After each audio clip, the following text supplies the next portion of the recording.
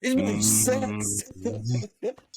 That's not how you started. That's not how you start the show at all. No, it's not. It's not. Um, Welcome to We'll Fix It the Post Old Ass Movie Reviews, where we review movies pre-99 for free 99 sometimes in the first half of 2000. But I haven't figured out a rhyme for that yet. We haven't been on for a month, and this is supposed to be Independent September. It's so independent that we're only doing one movie this month. It's the most independent month we've ever done. Whoopsies. Yeah.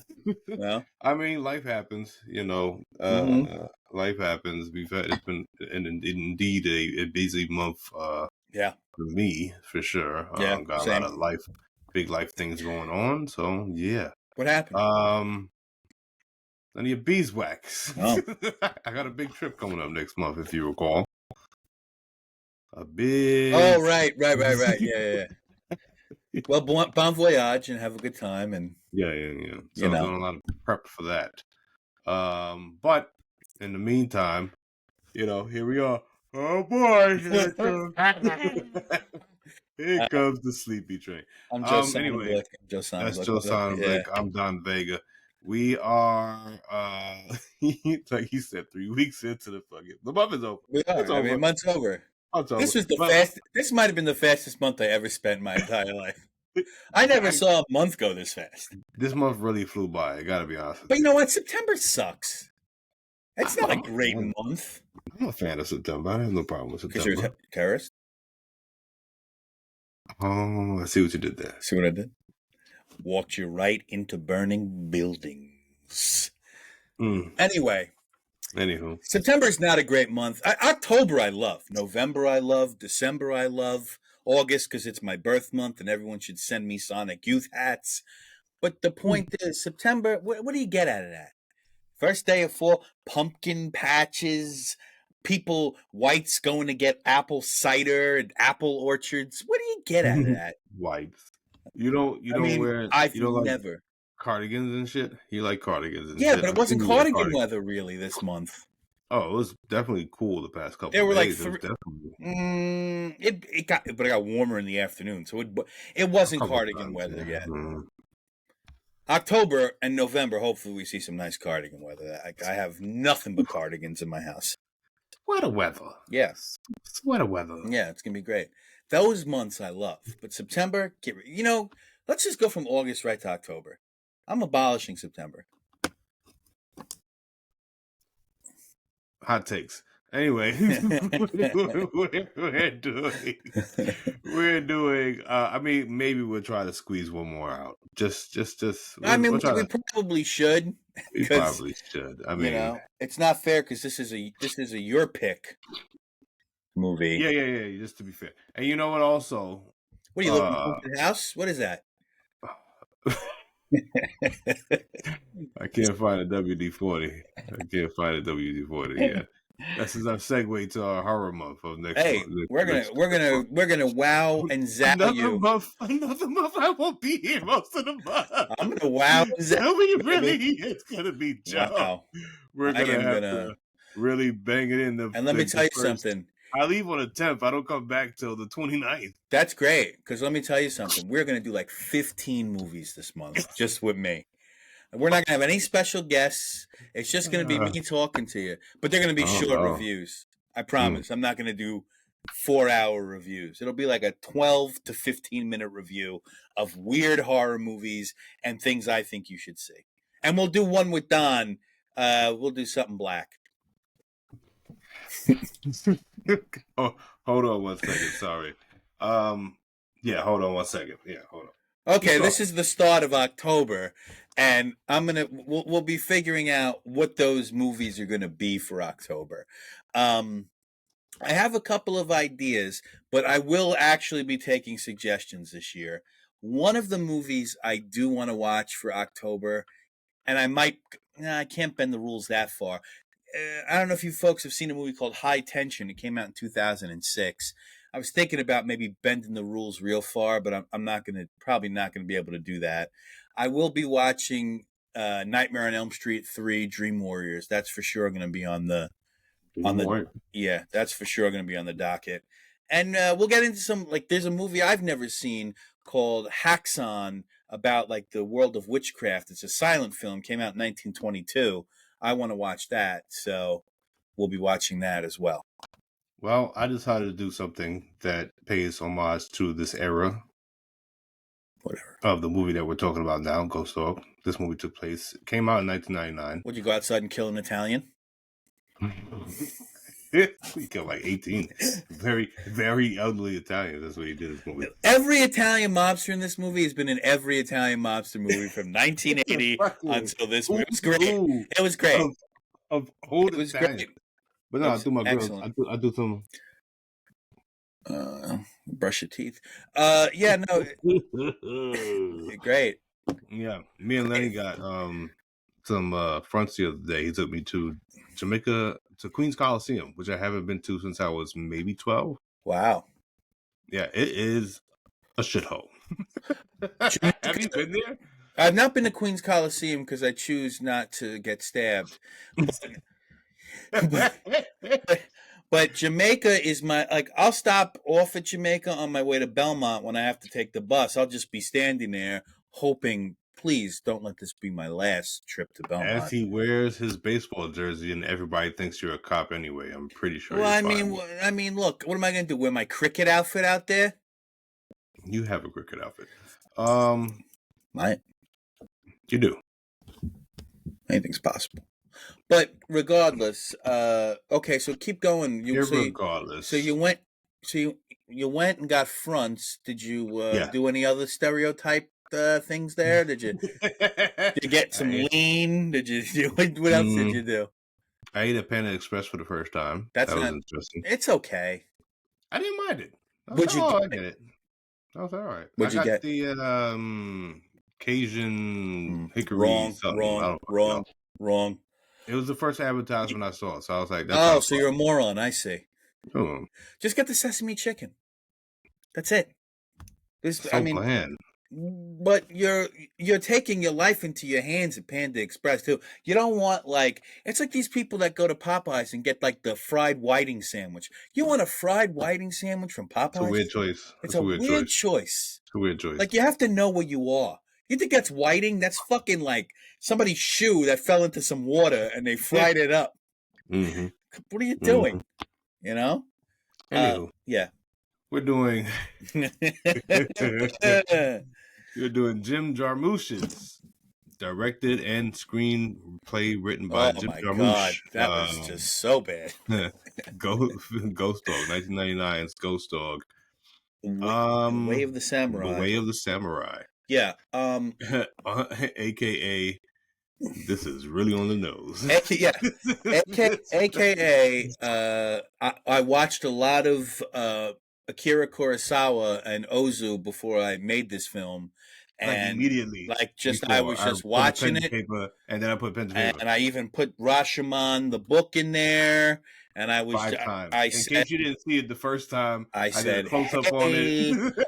This is what I know about film, and look, and I was just talking to Jake and Teo before about this film, and we all agreed that there is something to get out of it, but it is a slog to get through. It is hard to get through. There are some Jarmusch movies. Through no fault of Forrest Whitaker. No, it's Jarmusch. Forrest Whitaker is the only thing that saves this goddamn movie. Although, if this was a different character, a different actor, he would not be able to hold water. It's for Whitaker and said that if he didn't do it, it wasn't going to get made. Yeah, I think that's accurate. I don't think anybody would have made it and gave him any money if it wasn't for. He didn't really get a lot of money for this. I mean, what was $2 million going to? I mean, was he giving like $10K to each old Italian that they shot? I don't know. I don't have the answer. Who's who, like we said, of old mobsters. Yeah, and actually good actors. Like Cliff Gorman is really good. The main guy who, like the boss guy, the real main boss. He was in. You're talking about the glasses. Yeah. Really good. He was in one of my favorite remakes with De Niro called Night in the City, which is something we should watch. It's a boxing promoter film. Really good. Cliff Gorman's been in everything. Every one of those actors has been in everything. Goodfellas, Casino, Raging Bull, everything. You know who I never understood to be such a regular in these mobster things is Henry Silva. He Why? has such a clear dialect, but he's always a Yeah. mobster. He has zero like stereotypical mobster pronunciation, dialect, or accent. He just doesn't have it. He just sounds like a Midwestern. And he's from Brooklyn. He's not even from the Midwest. He's nowhere near the Midwest. He's from Brooklyn, born and Yeah. raised. Yeah.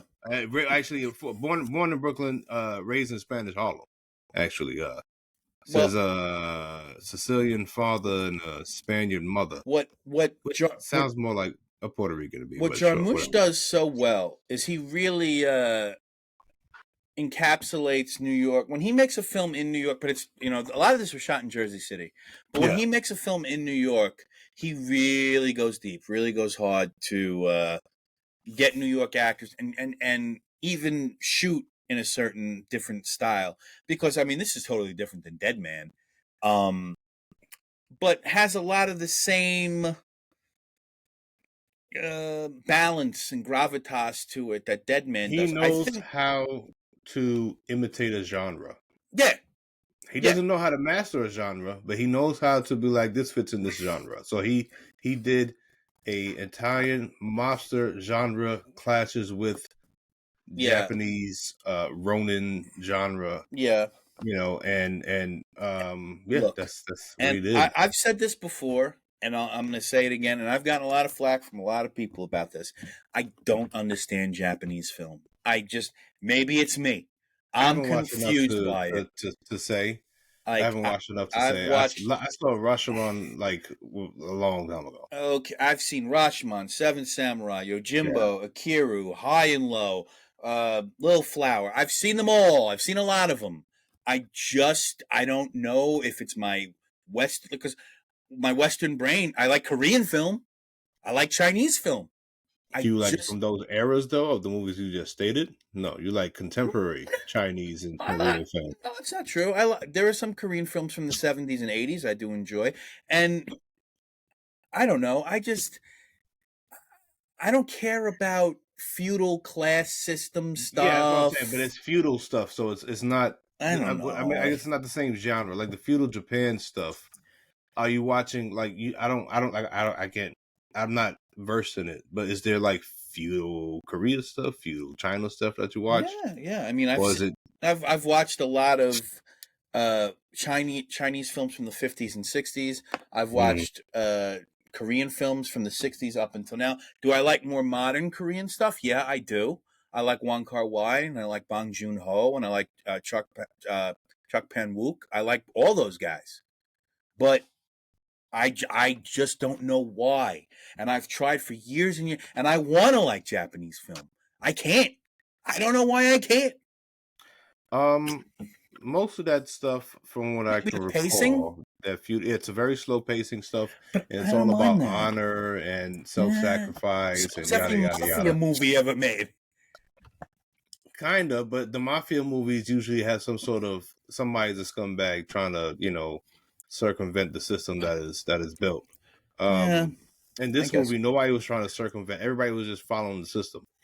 Nobody was even like it was pretty. Everybody was following the rules of this movie. You can't even say the mobster bad guy was doing, trying to do ghost Well, dog dirty. Mops It's the like, Bad Guy, the original Mops the Bad Guy saved Forrest Whitaker's life as a kid.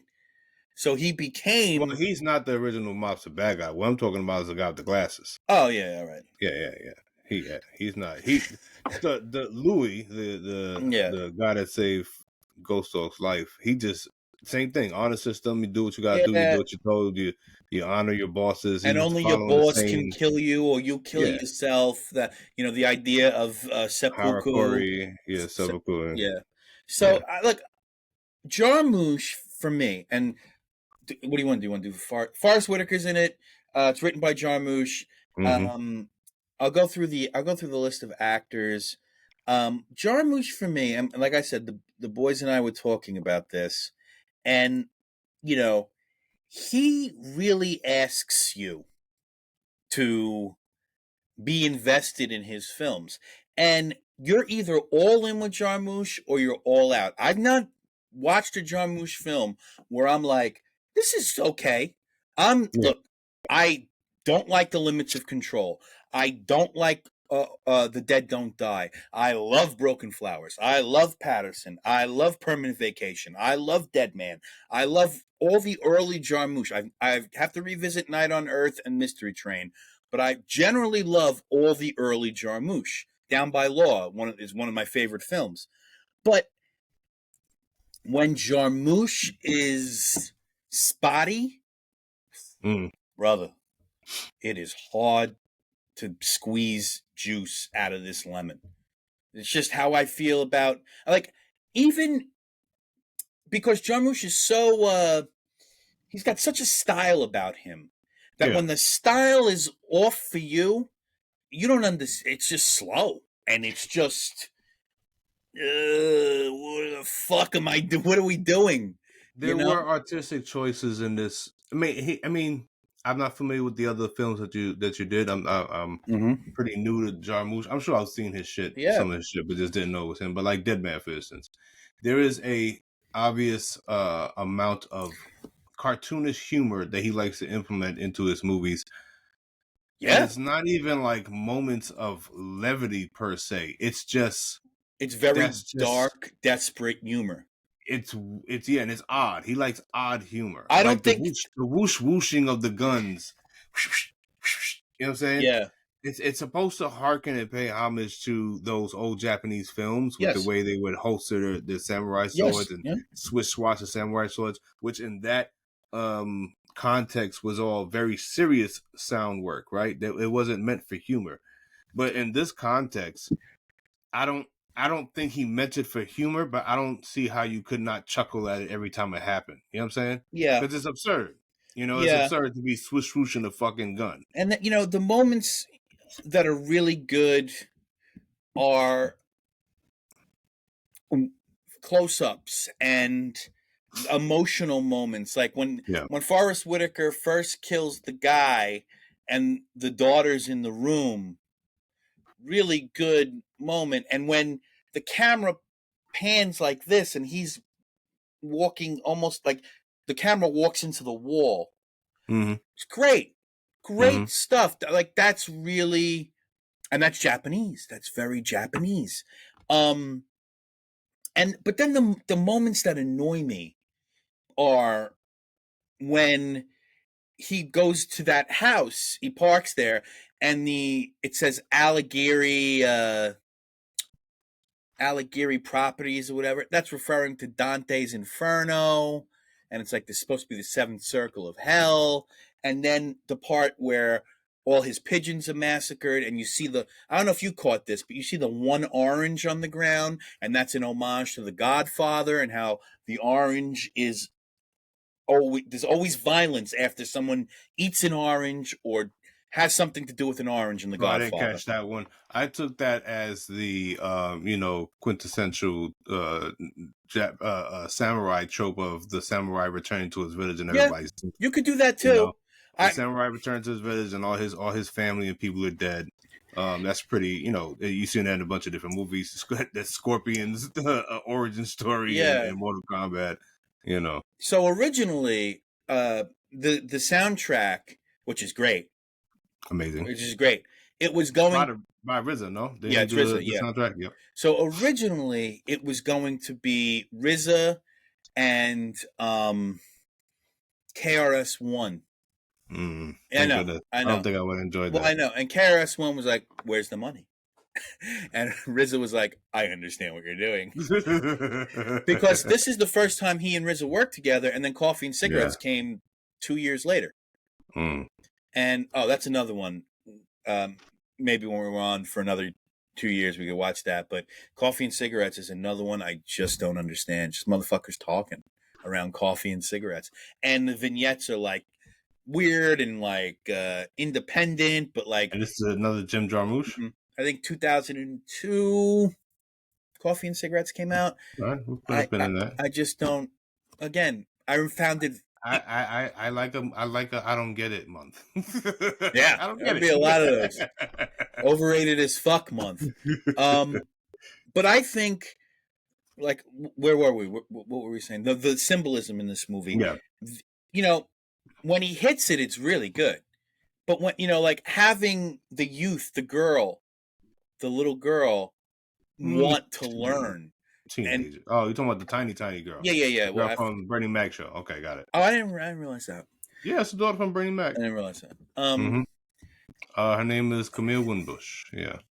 Having her want to learn, not the way of the samurai, but just not what's around, because she's the juxtaposition of the neighborhood, Mhm. you know. And the dog, I think the dog is death, right? The dog is death. No, because he told him to get out of here, and he got out of there. Right. The dog was just intrigued with. I think I saw that more as one of those like spirit animal things. Well, the pigeon's a spirit animal. I think he has more than one spirit animal. Mm-hmm. Oh, and another thing with the pigeons, you know, when the pigeons are massacred, that's also a callback to one of Jarmusch's favorite films, On the Waterfront, when Brando, the kid who was hanging out with Brando, finds out that he's a rat or a stool pigeon. He kills all his birds, and Brando's like, he didn't have to do that.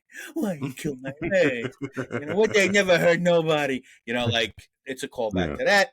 So Jarmusch is, you know, this is where he enters into Tarantino zone for me. You know what's funny? If I had recollection for these type of callbacks, I think I would have enjoyed them. But yes, I find them annoying. I can see how they could be annoying when they beat so you on the nose. Oh yeah. When they beat it's a you metaphor on top of a metaphor on top. It's a hat on a hat on a hat on a hat. Yeah. It's just a hat. Yeah. You know. Yeah, I get that. I think the pacing of the movie is a samurai walking to his death. I understand that. I understand what Jarmusch is going for there. But you also have to know I guess he does know his audience. He had a similar pacing in Dead Man. It was the same thing. It was a death walk where you knew that the guy was going to die at the end of this movie.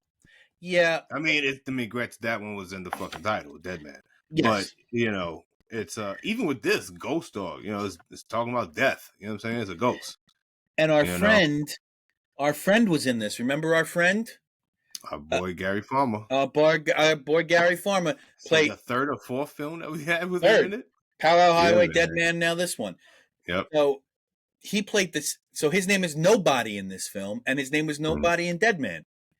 Love it. So he brings back, and this, I believe, this is the film because he did a couple of. Still? Yeah, he did a couple of Neil Young like documentaries in between Dead Man and this, but essentially Dead Man's his last movie before this. So he calls back Gary Farmer as Nobody in a more modern setting, which is great. I like that a lot. And he's great in it for the 2 seconds he's in it. Where this movie lacks is it felt to me, I don't know, but it felt to me the last quarter of this movie was just like, what are we doing here, bro? What are we getting to? What I know we're getting to is death. Just to get to the plot. We don't have to go beat by beat. I did take notes, but we don't have to go beat by beat. It's essentially he's a hitman for the mafia. He gets hired. He's a hitman through the mafia by proxy. Yeah. It's through Louis, who is the guy who saved his life when he was a kid. Well, a few years ago, not even really when he was a kid, but they send him out to kill some guy because he's fucking around with the boss's daughter. He goes and kills the guy. The daughter happens to be there. Here's what I get lost. So she was fucking the guy. Yeah, she was. Which was weird, but whatever. And she was like in and out the nut house herself, apparently.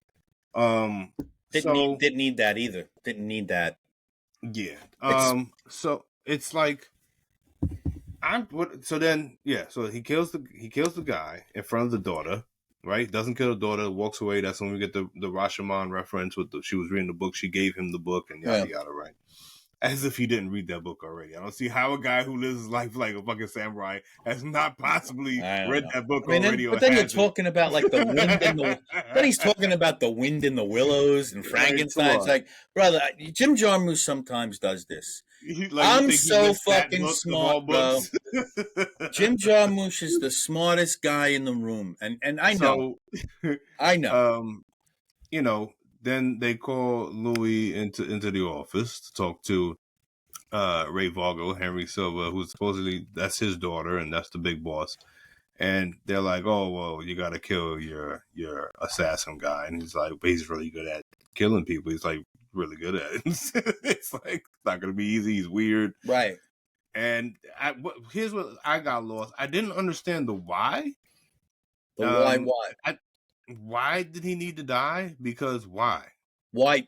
Because they were like, "Well, he- we told him to whack him." And then well, I think it was a power thing. I think it's just mafia bullshit power thing, and it was like something about cleaning up loose ends. And yeah, stuff. Like, but he's he doesn't fucking explain he's it. a hired assassin. It doesn't make sense. I know. It's not like you're gonna get found out that you killed one of your own. That's the whole point of having a fucking hired assassin.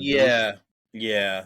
That's literally the point. Jim Jarmusch. This is one film where he's got a lot of loose ends. All the other dozen people that he's killed prior to that were involved in their own family. Yeah. And some of them outside the family. Like I'm sure you whacked inside the house, inside the family before. So why why this guy? Why is this a big deal? Right. Oh, because he's family. He's a main man. All right. But the guy who's the big boss is the one that said kill him in the first place. So doesn't the buck stop with him? If he's the top of the family, Henry Silva?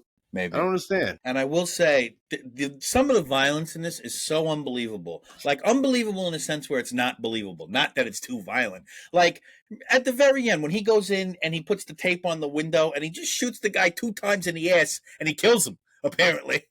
I like it. Like, you like that? See, like, I don't... Love it. See, that's Maltese Falcon shit. So you're into that stupid shit. I was with it. I was like, yeah, cool, man. I didn't like that at all. In the last kill scene, you hated that too? Yeah, it was all right. I literally have what do I have here? Sync headshot, one of the best kills on film. No way.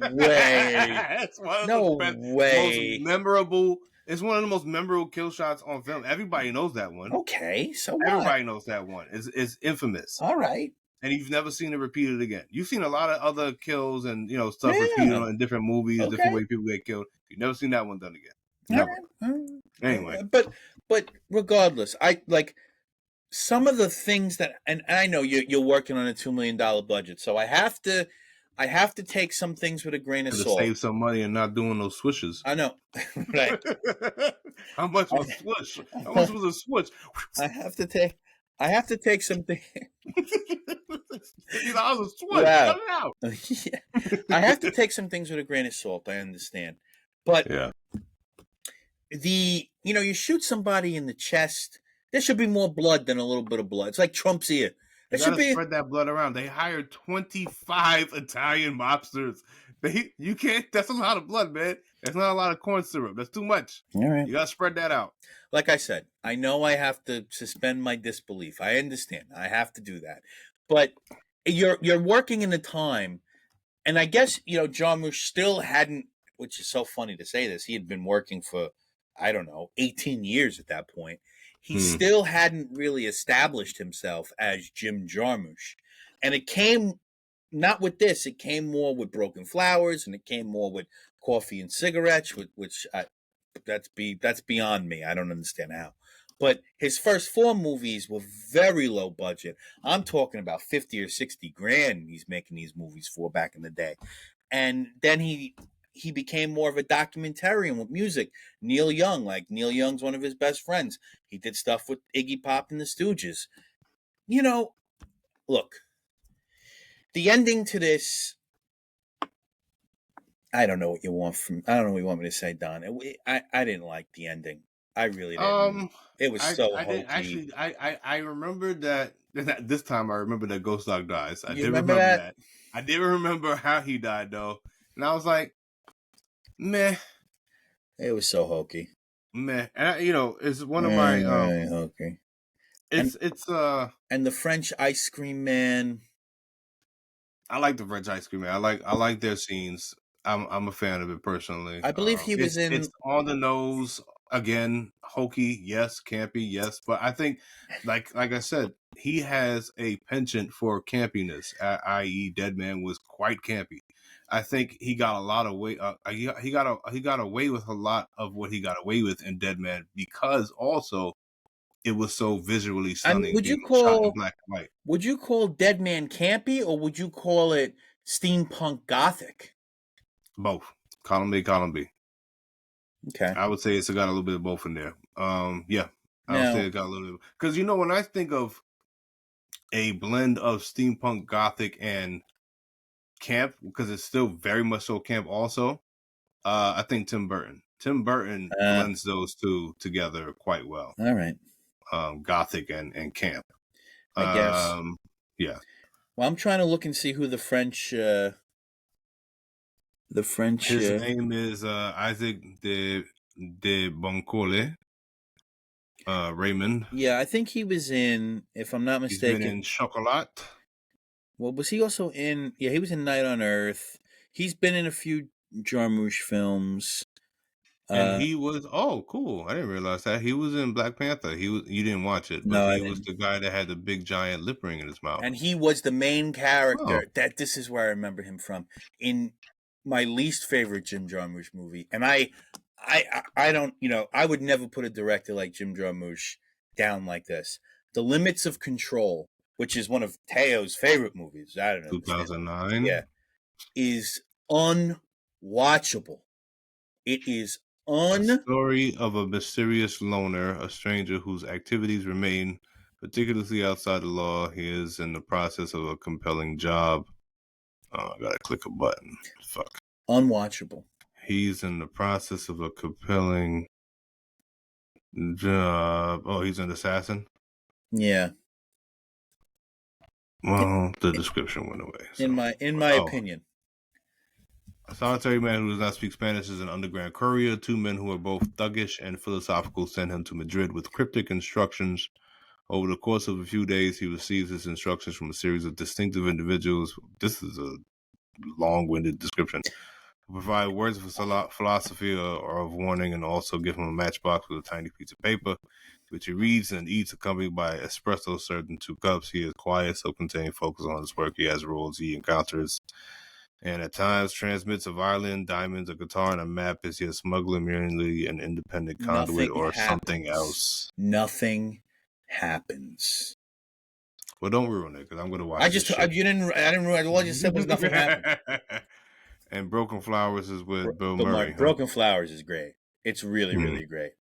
That was like when Bill Murray had his little resurgence. Tenenbaums, Rushmore, weird movies. Yeah, he's doing and Broken Flowers is so good. Down by the Law with the guy from Life is Beautiful. Benigni, yeah, Down by Law is great. Tom Waits, Benigni, Richard Edson. It's fucking great. Really good. Anyway. Yeah, so I thought the ending was hokey. Yeah, it for all of the action that we did get in the last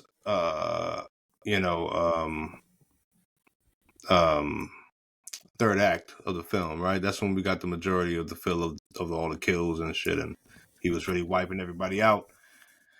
You didn't expect, obviously, his homie or his boss to be like, he was already hurt. He got shot in the same arm twice. You didn't expect it to be like he was like a phenomenal shot. Like, you didn't think it was going to be a shootout. We knew that. Yeah. But to have this weird, I'm about to get put down by my master thing. Like the fact that it's a samurai and he's going by the way of a samurai, I think that's the only way he gets away with it. Aside from the several uses of the word nigga by the old Italian dudes, you don't get any. One guy. It was 2 of them.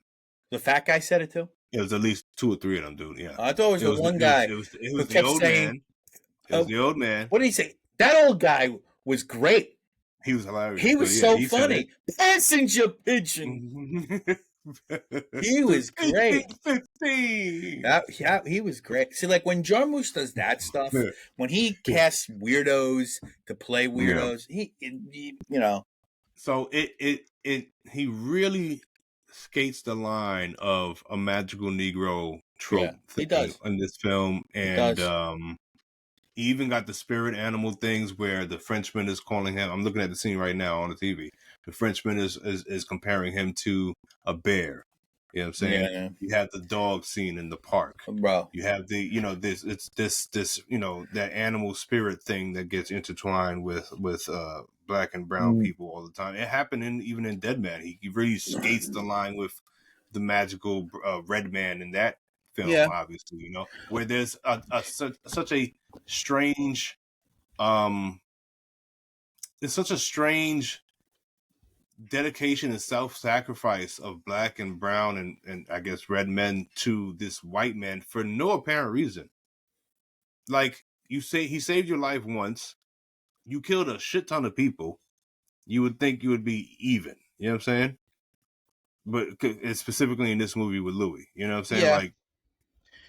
Like this weird dedication. I mean, and even in the flashback scene, you can kind of infer that he's always been on this path of the samurai way. You can only infer that because he's wearing some shirt with also Japanese stuff on it, right? So you can infer that he's always been into anime for a long time. You know what I'm saying? He's the anime guy. But yeah, he really skates a line without blatantly going into that trope. And I think even the character, I think where he gets away with it and how he kind of, even Louis is confused by it. He's like, why are you so fucking dedicated to me? What are you doing? You know what I'm saying? Yeah, because saving somebody's life. Even Louis wanted him to kill him in the beginning of the movie. He's like, just kill me. Yeah, because they're gonna kill you if you don't kill me. So just kill me. Something that was kind of cool was shooting him in the same place twice. That was pretty. I like that a lot. Yeah. All right. I wrote down there's a lot of daytime shooting going on in this movie. Oh yeah. A lot of gunshots in this neighborhood in the middle of the day. Yeah. It's Jersey. Several on rooftops. It's Jersey. Okay, so I think we did it. I think we did that. What's the final grade here for Dead Man? What's the final grade for Ghost Dog? Well, I got a couple of critiques also. Oh, go. Yeah, hold on. Just you guys will watch the movie, I'm sure. I mean, I recommend it. Just jumping ahead, I do recommend it. I was laughing at how old these mobsters are when they had to walk up to the roof. Yeah, that was funny. It's pretty funny. I said, a silencer tutorial. When he's building the silencer, he's basically giving a YouTube tutorial on how to make a gun silencer. Yeah. That was interesting. Well, ODB, one of the fucking best. Yeah. You know, that gun swoosh is hilarious. Also, what I liked was when the guy goes to the other guy, it's loaded, right? Your gun's loaded, which alludes to the fact that he might have had an unloaded gun at one point in another robbery or a killing. Yeah, because they're old and they forget things. Yeah.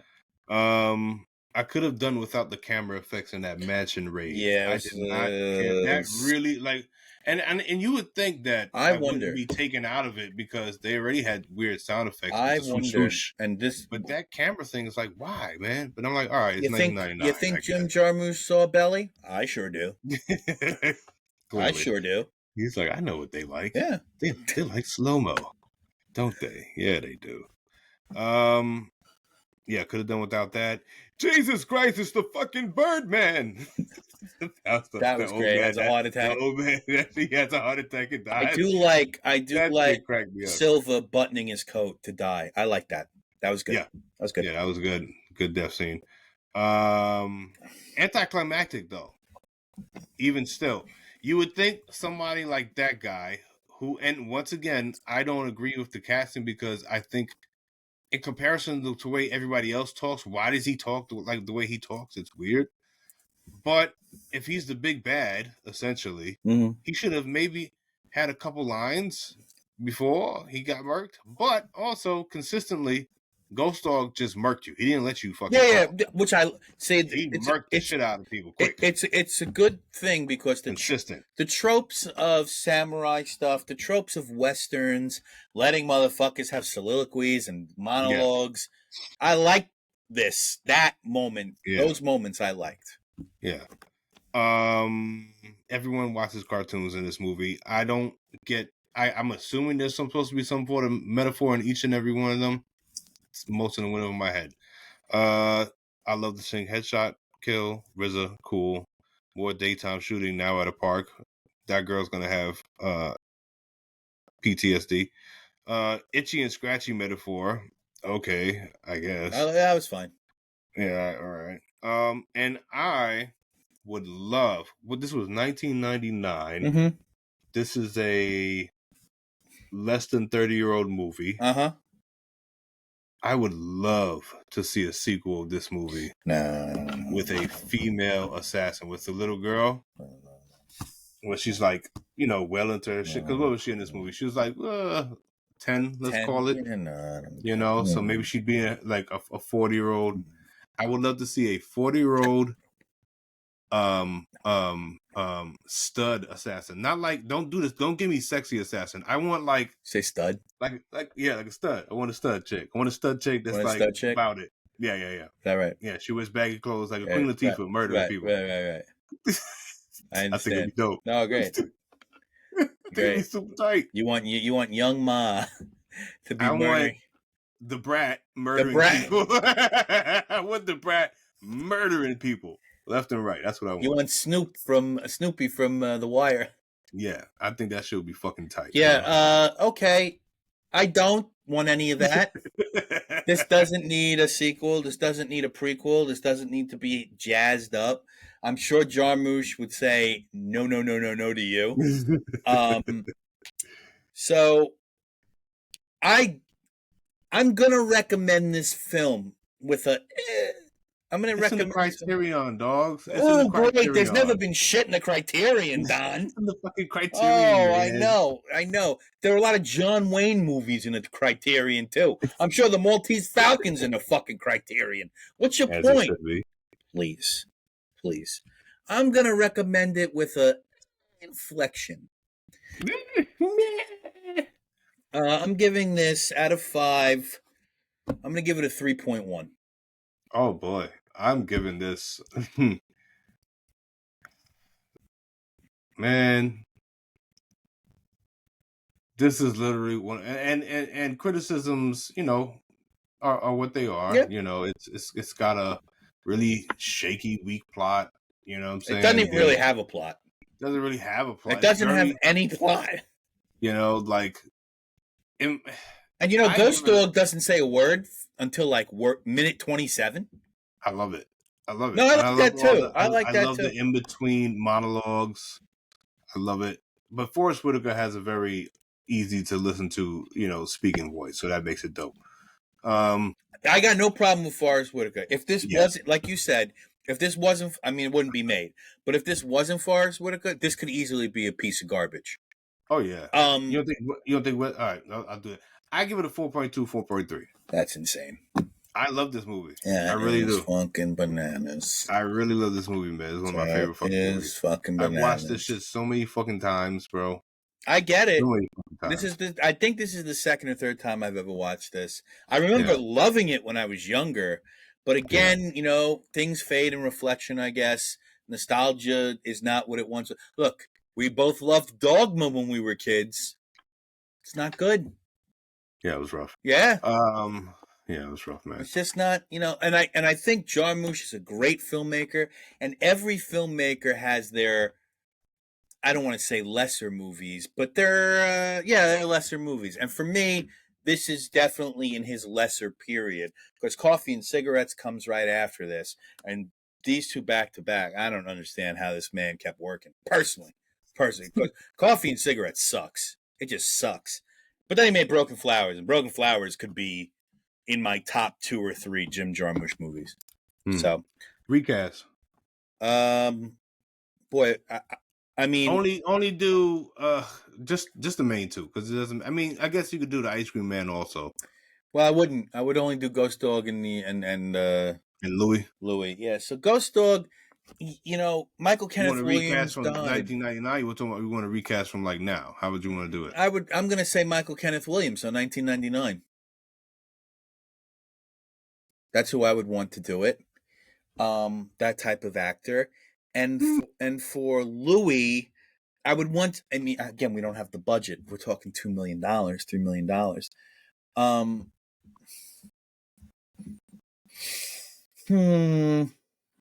John Bernthal. Okay.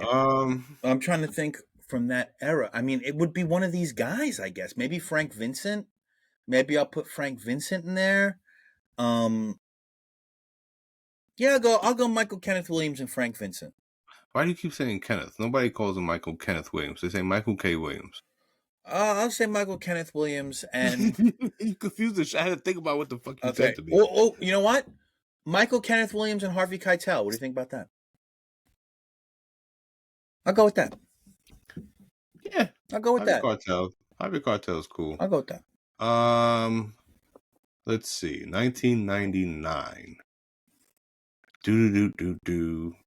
I think Forrest Whitaker's a very large man. It's not a lot of big guy. I wouldn't have to make him huge. No, but I think that's part of the appeal too. Well, you know what I'm saying? Also think, wasn't Michael Kenneth Williams was like 6'4", wasn't he?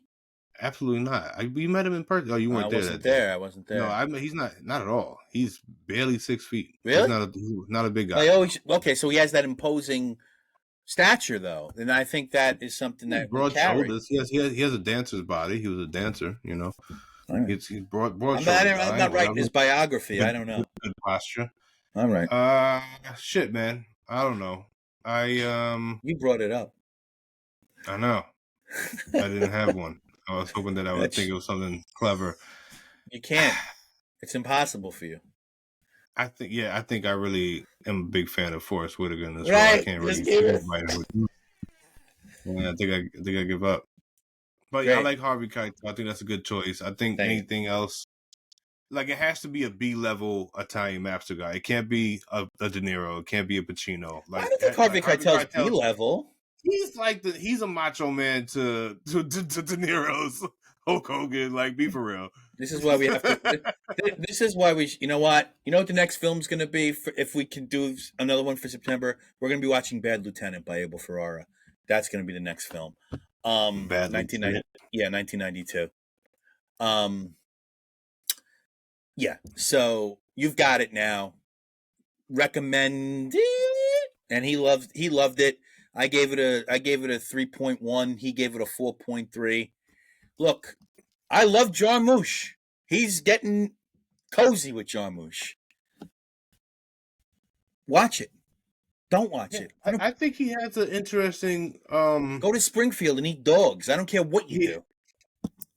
He has an interesting penchant for weirdness that I'm like, you know. It's very eccentric. It's a very eccentric way of making film. Yeah, he hasn't not normal as of yet. No, it's not normal, but he hasn't as of yet turned me off. Where I was like, this is stupid. Like, why would you make this? See the Dead Don't Die. That will it is objectively bad. It's not it's not subjective. He's really good at titles, I'll tell you that. The Dead Don't Die. Yeah. He is. Good title. The Limits of Control. Yeah. Broken Flowers. Chocolat. No, that's not him. That's that guy's looking at his IMDb. Down by Law. Yeah. Down by Law is a great name for a film. Permanent Vacation. Good shit. Yeah, Jim knows, and he's great. And you should see a lot of Jim Jarmusch. See all of it. Because he's a seminal American director on the fringes. That's it. We're done. There's no more. October's coming, but we're going to do Bad Lieutenant before that. Then we're going to talk about some horror stuff. Don won't be here, so it's all me. I'm going to be doing horror. I'll probably get like one. He'll get one in. He'll get one in where it's going to be Blackula. Maybe we could do. How did you know? Maybe we could look. You know how we're doing like this little segue thing from month to month. Maybe we could find an independent horror film. Maybe that'll be a nice little segue. Yeah. Okay. Yeah. You know, have you ever seen? Who did Damon Whitaker play? Was he the stuntman? He was young. Ghost he was the young version. Yeah. Because you know what? Huh. Okay. Why? Forrest couldn't sit on the floor and pretend to get beat up. I don't understand why. Get your brother a job. Fuck it. You know what I'm saying? Get your brother a check. Hey. Yeah. Have you ever seen Reanimator, the horror movie? No. Put that in your purview. Think about look at that. Have you ever thought about why Forrest Whitaker sounds the way he sounds? Doesn't he sound like he's from New York, but he is not? No, I've never thought about it. Does he sound like he's from New York to you? No, not really. What? He sounds like he's from Chicago. I've always gotten. No. I was very shocked when I found out he was from the West Coast. I was Oh, he's a super West shocked. Coast guy? See, I wouldn't have even Yeah, thought he has a that. very Italian accent. He sounds like he grew up around Italians and shit. I don't know. It doesn't. His accent doesn't make sense to where he's from. I just think he's a good actor. That's what that means. You know? But he always sounds like that. That's his normal talking voice. Where's he from? Texas. Was he raised there though? Or was he born there? It's different. Texas and then South Central LA. Yeah, South Central LA. Okay. Wild shit. Some people look. I mean, I went to. I thought NYU. Brando sounded like he was from the East Coast. He's from fucking Kentucky. Yeah, fair Some enough. guys have. Depp doesn't sound like he's from Kentucky. He's from Kentucky. Depp has a warped mind, and he has a blend of different accents at this point, much like Madonna did for a little while when she just was just like She never weird. She always had that Michigan up here sort of then thing. She started having an English thing on her shit too. Well, that's for a little just while. schizophrenia and drugs. That's just what that is. Depp started doing the same shit. He started having an English thing, an English undertone to his shit. Drugs. Yeah. Anyway. All right. Bad Lieutenant. Bad Lieutenant for the end of. Spencer, wow. Speaking of which, I refuse to let the show end. God, it's so annoying. I told you I was in Baltimore, right? For a weekend, a couple weekends ago. Oh, no. Yeah, I was in Baltimore. I went to Maryland State Fair, and I was with a friend of mine, Bertoni. It was for her mom's birthday. She invited me and Nikki out there to celebrate with her mom. And this was a household full of women, and the Baltimore accent. Yeah, it's wild. It's such a wild. It's a wild accent. And I love it so How much. you doing, yo? It's like dude. How you feel? How you feel, dude? It's like up. It's like so up. Specific. Yeah, and I love it because the accents are disappearing. You know what I'm saying? People don't talk like me and you anymore, right? Good. You know. Scared so them. I really loved it. I really loved, and their humor is so fucking just hard. Yeah, they had like hard stabbing humor, like jokes that shouldn't be in front of the company. No, they were cutting jokes. I like that. It was good shit. I had a ball. Let's go have a crab cake. Let's go get crabs. Yeah, actually, they did have crabs. They got some crabs, and Nikki ate crabs. And were they delicious crabs? I didn't fuck with it. I don't like messy food. You're a fucking idiot. You're a fucking idiot. You were in Baltimore and didn't have crabs? I don't like messy food. I've seen you eat honey buns and Takis and drinking Inca Cola, you diabetic. Only one of those things is accurate. I don't fuck with Takis. I haven't had a honey bun in decades. I do enjoy Inca Cola. Wow. You uncultured swine. This was another episode of the fuck. We're fixing to post old ass. Hey, I went to Spain and they had paella, but it was a little messy for me, so I went to Subway. I wanted to go to McDonald's in Paris. Nikki wouldn't let me. You're an idiot. They have different things. This is just. And the desserts actually they look crazy. They look way different. I went to Paris and had McDonald's. I wanted to. I didn't have it. I wanted to. God damn. I'm Joe Sonnenblick. This guy sucks. Yeah, down Vega. Go have a fucking champagne cola. Jesus Christ. Fun shit, man. Always.